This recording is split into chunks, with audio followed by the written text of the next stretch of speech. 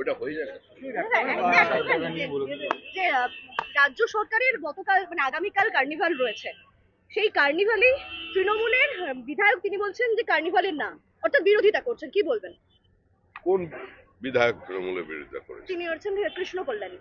এইসব লোক কখন কোন দলে থাকেন তার কোনো ঠিক নেই, তাদের আবার একটা প্রশ্ন, এই মুহূর্তে পরিবর্তন যাত্রার মধ্যে দিয়ে বিসর্জন শুরু হচ্ছে, এই 2026 নির্বাচনের আগে এই যে পরিবর্তন যাত্রা, কি বলবেন?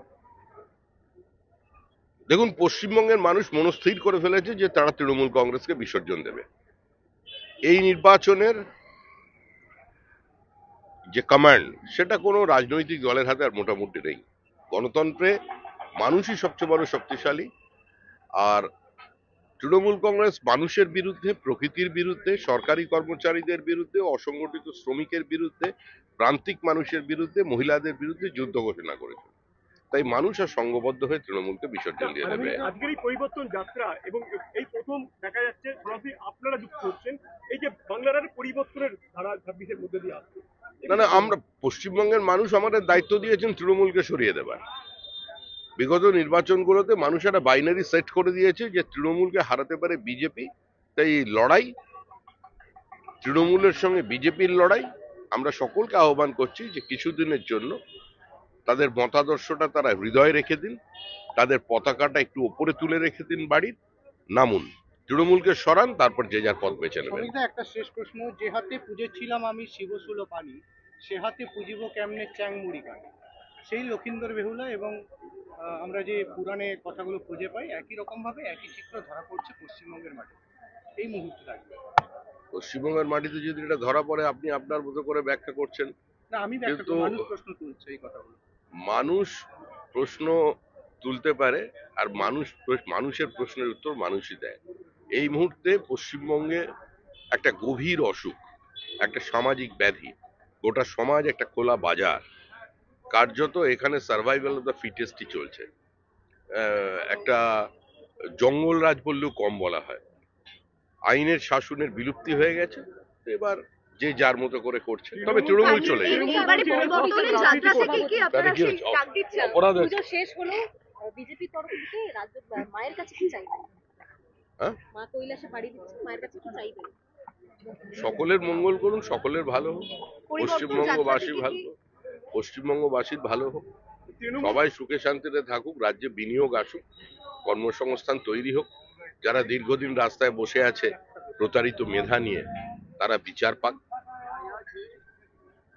আরজি করের যে মেয়েটির পিতামাতা এখনো বিভিন্ন দরজায় দরজায় ঘুরছেন, যাদের আবেগকে পশ্চিমবঙ্গের মানুষ একদিন স্পর্শ করেছিলেন, সেই তদন্তের রহস্যভেদ করতে পারুক কেন্দ্রীয় তদন্তকারী সংস্থা, এটাই চাওয়া।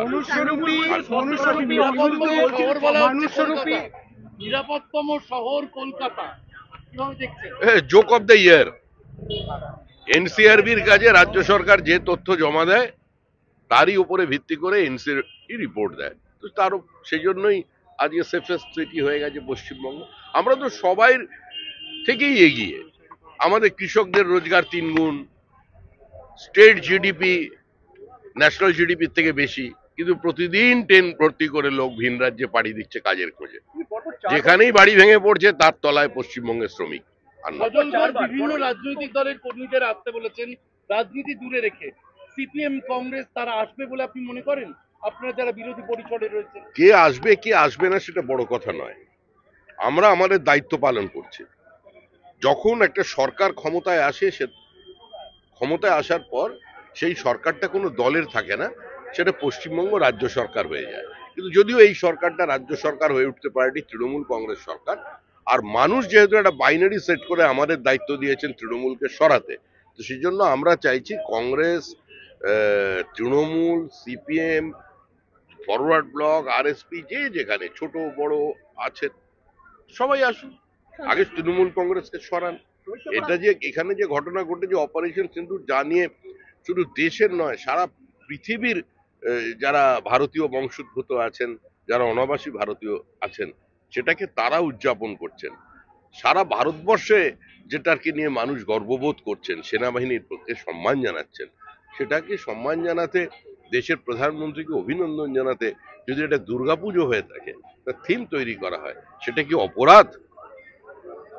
এটা কি দেশদ্রোহিতা যে আজকে পুলিশ এই অবস্থায় এই পুজোকে নিয়ে কিভাবে লাগাতার তার বিরুদ্ধে করছে? তারই প্রতিবাদ করতে আমরা এসেছি। বারে বারে বলেছেন আমি